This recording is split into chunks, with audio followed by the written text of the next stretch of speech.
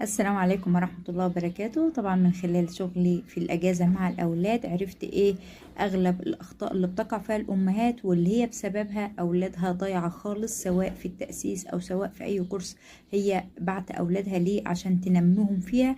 أنا عرفت ليه أولادها ضايعين.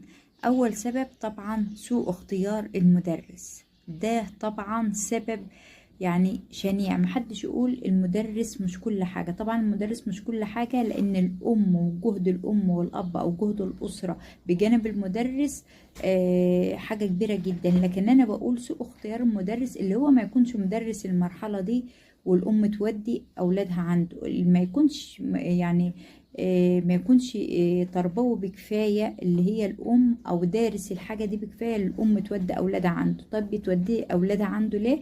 بسبب اللي هو جارها، بسبب اللي هي جارتها، بسبب اللي ابن فلان مشى معاها وبقى مستواه حلو فأنا عايزة أولادي يبقى زيه، بسبب مثلا اللي هو مثلا هيرعاني شوية في حتة الفلوس، بسبب مثلا اللي هو قريبي، بسبب مثلا بسبب أسباب كتير، بسبب اللي عنده ناس كتيرة جدا. على فكرة مش مقياس خالص، ممكن أنا عندي مجموعات كتيرة جدا والناس ماشية معايا، وابنك أو بنتك يجوا عندي ما يمشوش معايا ولا يكيفوا على طريقتي. وممكن تودي أولادها عند مدرس عنده عدد محدود جدا، وابنها ما شاء الله تفوق عنده جدا وياخد على طريقته. اللي بيحكم على أو على طريقة المدرس ومقياسه هو نجاح ابنك معاه أو نجاح بنتك معاه. انت بقى مجهودك في البيت مع ابنك أو بنتك، انت هتعرفي المدرس ده ماشي تمام ولا نص نص، ولا مش جايب أي أثر أو أي نتيجة خالص مع ابنك.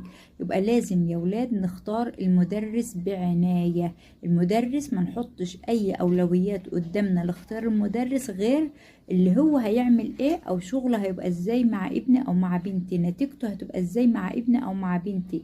هدي المدرس مهلة شهر شهرين، انا هشوف، انا هعرف ابني بتفوق معاه بيجيب نتيجة ما بيجيبش، خلاص اشوف مدرس تاني. ومحدش يقول احنا هنقعد ننقله بقى من مدرس لمدرس وهناخد السنة تجارب.